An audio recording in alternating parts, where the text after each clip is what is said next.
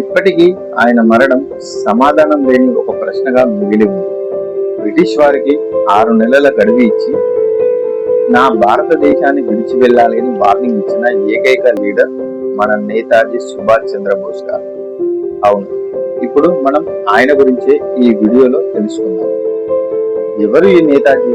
సుభాష్ చంద్రబోస్ దేశం కోసం ఆయన చేసిన త్యాగం ఎటువంటిది, ఎక్కడ, ఎప్పుడు, ఏమిటి, ఇలాంటి అన్ని విషయాలు ఈ వీడియో ద్వారా తెలుసుకుందాం. సుభాష్ చంద్రబోస్ గారు 1897 జనవరి 23న ఒడిశాలోని కటక్లో జన్మించారు. తండ్రి జానకినాథ్ బోస్ ఒక పెద్ద లాయర్. ఆయన తల్లి ప్రభావతి దేవి. వారిది మంచి క్రమశిక్షణ, మంచి సంపదలున్న కుటుంబం. ఇంట్లో అందరూ ఇంగ్లీష్ సంస్కృతిని పాటించేవారు. కానీ సుభాష్ గారికి అది నచ్చేది కాదు. ఆ వాతావరణంలో ఎక్కువగా ఉండేవాడు కాదు. ఆయన 15వ సంవత్సరం వయసు నుండే వివేకానందుడి పుస్తకాలు చదివేవాడు.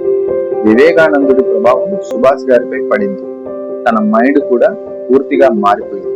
భోగభాగ్యాల కంటే ఆధ్యాత్మిక మానవ సేవ ముఖ్యమనుకున్నారు. ఒక స్టేజ్లో ఆయన ఇల్లు వదిలేసి హిమాలయాల్లోకి వెళ్ళారు. సాధువుల కోసం వెతికాడు. మంచి గురువు ఆయనకు అక్కడ దొరక్కపోగా మళ్ళీ తిరిగి ఇంటికి వచ్చాడు.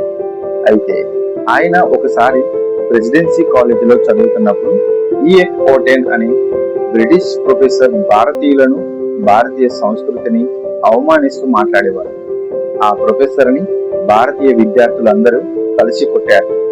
ఆ దాడికి నాయకత్వం వహించింది సుభాష్ గారే. ఈ కారణంతోనే ఆయనని కాలేజ్ నుండి సస్పెండ్ చేశారు. ఈ సంఘటనే ఆయనలో ఉన్న దేశభక్తిని, బ్రిటిష్ వారిపై ఉండే కసిని మొదటిసారి బయటకు తీసింది. ఆ కాలేజీలో కానీ, స్కూళ్లలో కానీ భారతీయులకి ఒక రకమైన తేడాను చూపించేవారు. మన భారతీయులు అన్ని రంగాలలో ప్రతిభను చూపిస్తున్నా కానీ స్కాలర్షిప్లు ఇవ్వడంలో కానీ, మెడల్స్ ఇవ్వడంలో కానీ మొదటి ప్రాధాన్యత బ్రిటిష్ స్టూడెంట్స్ కే ఉండేది. మన దేశంలో మనల్ని వెనకకి నెట్టేస్తున్నారు అన్న కోపం సుభాష్ గారిలో నాటుకుపోయింది. ఆ రోజుల్లో కలరా వ్యాధి సోకితే ఊర్లకి ఊర్లు మాయమైపోయేది. బ్రిటిష్ ప్రభుత్వం మందులు గాని, వైద్య సదుపాయాలు కానీ అందించేవారు కాదు. అవి చూసి సుభాష్ గారు తట్టుకోలేక ఆయన స్నేహితులతో కలిసి ఒక గ్యాంగ్ తయారు చేశారు. ఇంట్లో వాళ్ళు వద్దంటున్నా వినకుండా, ప్రాణాలు లెక్క చేయకుండా కలరా సోకిన వారి దగ్గరికి వెళ్లి సేవ చేసేవారు. మలమూత్రాలు సైతం శుభ్రం చేసేవారు. బ్రిటిష్ వాళ్ళకి భారతీయుల ప్రాణాలు అంటే కూడా లెక్కలేదు. వీళ్ళని తరిమి కొట్టాలి, అప్పుడే నా దేశ ప్రజలకు విముక్తి వస్తుంది అని భావించేవాడు. మరియు తన స్నేహితులతో ఈ విషయాలు చెప్పుకుంటూ ప్రేరేపించేవాడు. ఒకసారి రైలులో ప్రయాణిస్తున్నప్పుడు భారతీయులకి టికెట్ ఉన్నా సరే బ్రిటిష్ వారు వస్తే లేచి వారికి సీటు ఇవ్వాల్సి వచ్చేది. భారతీయులను కింద కూర్చోబెట్టేవారు. ఎదురు మాట్లాడితే బూటుకాలతో తన్నేవారు. ఆర్డినరీ కంపార్ట్మెంట్ లో గొర్రెల మందల నెట్టేవారు. ఇవి చూసిన సుభాష్ గారు వారి గ్యాంగ్ స్టేషన్లలో, రోడ్ల మీద భారతీయుల మీద చేయి చేసుకున్నా, వారిని అవమానపరిచినట్టు అనిపించినా కానీ బ్రిటిష్ వారిని, బ్రిటిష్ పోలీసులని బెదిరించేవారు.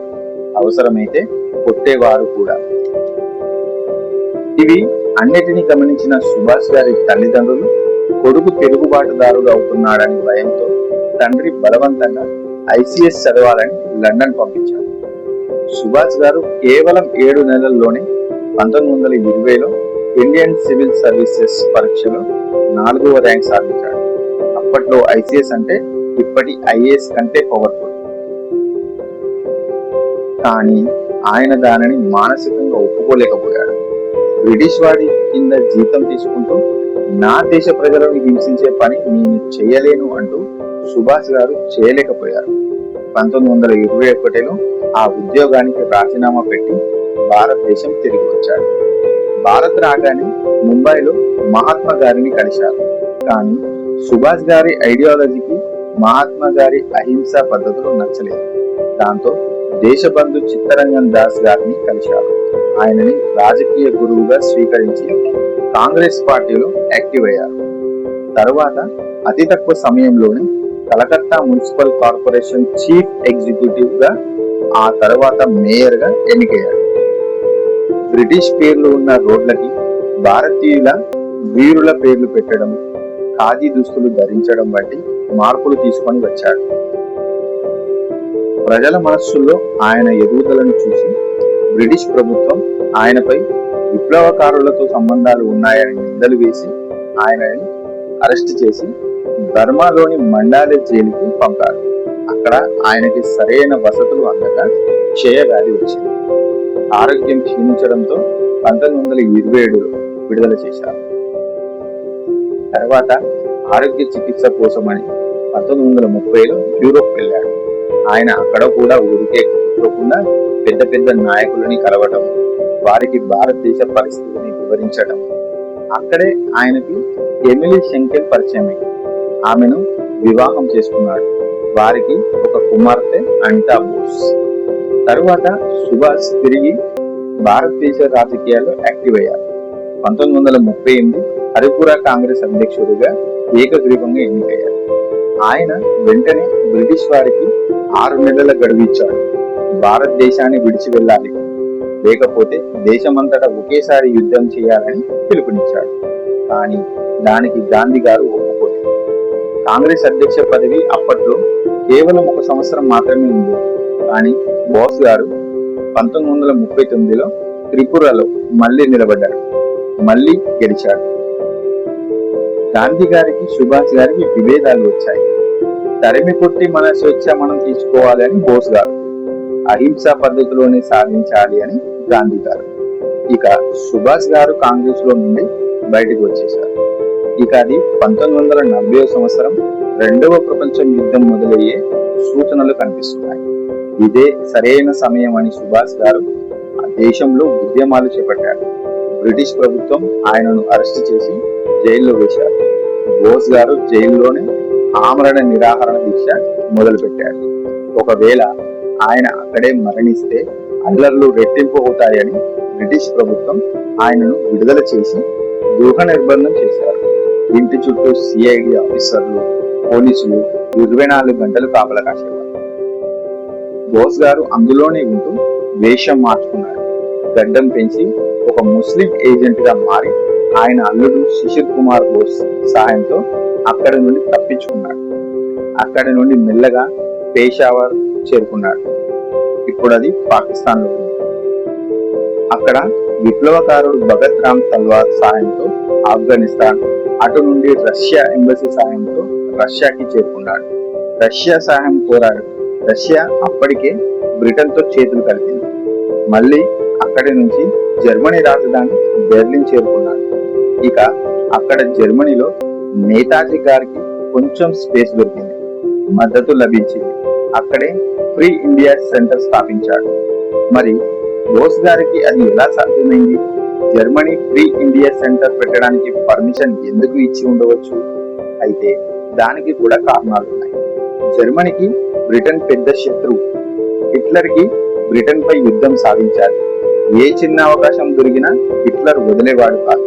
అప్పుడు భారతదేశం యొక్క ప్రజలు పెద్ద ఎత్తున తిరుగుబాట్లు చేస్తే బ్రిటిష్ బలహీన పడుతుంది. ఇక బ్రిటన్ మీద ఈజీగా యుద్ధం గెలవచ్చు అని జర్మనీ ఆలోచన. అప్పుడే అదే సమయానికి సుభాష్ చంద్రబోస్ గారు వారిని కలిశారు. వారి అధికారులతో ప్లాన్ చెప్పారు. మీరు మాకు మద్దతు ఇస్తే భారతదేశంలో ఉన్న బ్రిటిష్ పునాదులు కదిలిస్తాను అని చెప్పాడు. ఆయన పర్సనాలిటీ, ఆయన ఇంటెలిజెన్స్ కి ఇంప్రెస్ అయ్యారు. అలా ఆయనకు ఫ్రీ ఇండియాకి కావలసిన ఫండ్స్, సదుపాయాలు ఏర్పాటు చేశారు. ఇక్కడ భారతదేశం నుండి బ్రిటిషర్స్ తో కలిసి జర్మనీపై దాడి చేసి దొరికిపోయిన మన భారత సైనికులను దాదాపు 4000 మందిని పిలిపించి మన దేశ స్వేచ్ఛ కోసం పోరాడాలి అంటూ వారిని ప్రేరేపించి ఒక మినీ సైన్యాన్ని తయారు చేశాడు. అక్కడే జై హింద్ అనే నినాదం జర్మనీలోనే పుట్టింది. ఇక అక్కడి నుండి రేడియోలో భారతదేశంతో మాట్లాడేవాడు. నేను సుభాష్ చంద్రబోస్ మాట్లాడుతున్నాను, భారతదేశం ఇంకా బానిసత్వంలోనే తిరగబడండి అంటూ ప్రసంగాలు చేసేవాడు. అప్పుడే ఆయనకు నేతాజీ అనే బిరుదు వచ్చింది. కరెక్ట్ గా అదే సమయానికి హిట్లర్ ఒక నమ్మక ద్రోహం చేశాడు అని చెప్పాలో, లేక ఆయనకి అప్పటికే రెండవ ప్రపంచ యుద్ధం యొక్క ఒత్తిడి పెరిగింది. సుభాష్ గారు మరియు సైన్యం భారమైంది. ఇక సుభాష్ గారిని జపాన్ సహాయం కోరమని చెప్పింది. అయితే సుభాష్ గారి కంటే ముందే రాష్ బిహారీ అనే విప్లవకారుడు భారతదేశ స్వేచ్ఛ కోసమని ఇండియన్ ఇండిపెండెన్స్ లీగ్ పెట్టారు. సింగపూర్ లో లక్షలాది మంది భారతీయ సైన్యం జపాన్ కి దొరికారు. బ్రిటిషర్స్ ని గెలవాలి అంటే జపాన్ కి కూడా భారతీయ సైన్యం కావాల్సి వచ్చింది. కానీ వారిని కంట్రోల్ చేయాలి అంటే భారతీయ పవర్ఫుల్ నాయకుడి అవసరం పడింది. అప్పటికే రాష్ బిహారీ గారు భారతీయ సైన్యానికి నాయకుడు. కానీ ఆయనకు వయసు మీద పడటంతో సుభాష్ గారికి పిలుపందింది. ఇక జర్మన్ సహాయం చేయకపోవడంతో జపాన్ కి ప్రయాణం చేశారు. ఇక్కడ సుభాష్ గారు చాలా పెద్ద సాహసం చేశారు. ప్రపంచ యుద్ధం కారణంగా సబ్మెరైన్ లో 3 నెలల పాటు ప్రయాణం చేశాడు. U-180 జర్మన్ సబ్మెరైన్ ఎక్కి 3 నెలలు ప్రయాణం చేసి మడగాస్కర్ తీరంలో ప్రాణాలకు తెగించి ఒక చిన్న రబ్బర్ బోట్ ద్వారా జపాన్ I-29 సబ్మెరైన్ లోకి ఎక్కాడు. ఇలా యుద్ధ సమయంలో సబ్మెరైన్ మారడం ఇదే మొదటిసారి మరియు చివరిసారి. ఇక సింగపూర్ చేరుకున్నాక 1943 జూలై రాష్ బిహారీ గారు ఏర్పాటు చేసిన సైన్యాన్ని సుభాష్ గారికి అప్పగించారు. అయితే ఇక్కడ వెళ్లాల్సింది జపాన్ కి కదా, సింగపూర్ కిందకి వచ్చాడు అని అంటే సింగపూర్ కూడా జపాన్ ఆధీనంలో ఉంది. సింగపూర్ లో ఉన్న బ్రిటిష్ రాజ్యంపై జపాన్ అటాక్ చేసి జపాన్ తన ఆధీనంలో తీసుకుంది. ఇంకొక విషయం ఏంటంటే జపాన్ నుండి భారతదేశం చాలా దూరంగా ఉంది. సింగపూర్ నుండి భారతదేశం చాలా దగ్గరగా ఉంది. భారతదేశంలో ఉన్న బ్రిటిష్ రాజ్యంపై అటాక్ చేయాలి అంటే సింగపూర్ చాలా దగ్గరలో ఉంటుంది. కాబట్టి సుభాష్ చంద్రబోస్ గారు సింగపూర్ చేరుకున్నాడు. సరే, సుభాష్ గారు కేవలం యుద్ధ సైన్యాన్ని కాకుండా అక్కడ ఉన్న కూలీలను కూడా ఒక సైన్యంగా మార్చారు. మీరు నాకు రక్తాన్ని ఇవ్వండి, నేను మీకు స్వేచ్ఛను ఇస్తాను అంటూ పెద్దగా ప్రేరేపించేవాడు. మెల్లగా సైన్యంతో బర్మా నుండి నాగాలాండ్ లోని కోహిమా వరకు వచ్చారు. మొట్టమొదటిసారిగా భారత్ గడ్డపై ఆజాద్ హింద్ జెండాను ఎగరవేశారు. బ్రిటిష్ సైన్యం పునాదులు కదిలిపోయాయి. కానీ ప్రకృతిలో మార్పులు. అప్పుడే విపరీతమైన వర్షాల కారణంగా సైన్యం మొత్తం రోగాల బారిన పడ్డారు. మందులు లేవు, ఆహారం లేదు. అదే సమయంలో అమెరికా జపాన్ పై అణుబాంబు ప్రయోగించింది. ఆగస్టు 18, 1945 జపాన్ లొంగిపోయింది. జపాన్ సపోర్ట్ కూడా లేకుండా పోయింది. ఇక అక్కడే ఉంటే బ్రిటిషర్స్ కు దొరికితే ఖైదీగా ఉరి తీస్తారని, రష్యాకి వెళ్ళాలి అని, అక్కడ నుండి బ్రిటన్ తో యుద్ధం చేయాలని అనుకున్నాడు. మెల్లగా తైవాన్ కు వచ్చి తైహోకు విమానాశ్రయం నుండి జపాన్ బాంబర్ విమానంలో ప్రయాణమయ్యాడు. ఆ తరువాత ఆయన ఆ ఆకాశంలోనే కనుమరుగయ్యాడు. కానీ అలా కనుమరుగు అవడంలో ఎన్నో కథనాలు వచ్చాయి. విమానం టేకాఫ్ అయిన వెంటనే ఇంజన్ ఫెయిల్ అయి ప్రమాదంలో తీవ్ర గాయాలైన బోస్ గారిని తైవాన్ ఆర్మీ హాస్పిటల్లో తరలించగా అక్కడ మరణించాడని జపాన్ ప్రకటించింది. తరువాత భారత ప్రభుత్వం 1999 నుంచి 2006లో రీసెర్చ్ చేశారు. అందులో అసలు అలాంటి విమాన ప్రమాదమే జరగలేదు అని తేల్చి చెప్పేసింది. అయితే రష్యాకు వెళ్ళాడు అని, అక్కడ ప్రాణహాని ఉందని, భారతదేశానికి వచ్చి ఉత్తరప్రదేశ్ లో గుమ్నామీ బాబాగా 1985 వరకు బ్రతికాడని కొన్ని కథనాలు ఉన్నాయి. ఆయన మరణం ఇప్పటికీ దృఢమైన ఆధారాలు లేని మరణంగా మిగిలిపోయింది. అందుకనే ఆయన జనవరి 23న జయంతి ఉంది. దానిని పరాక్రమ దివస్ గా జరుపుకుంటారు. కానీ వర్ధంతి లేదు. ఇదండి ఈ వీడియో. మీకు ఉపయోగపడి నచ్చితే లైక్ కొట్టండి. ఏదైనా విషయం మిస్ అయి ఉంటే కింద కామెంట్స్ లో పెట్టండి. మరో వీడియోతో మళ్ళీ కలుద్దాం. జై హింద్.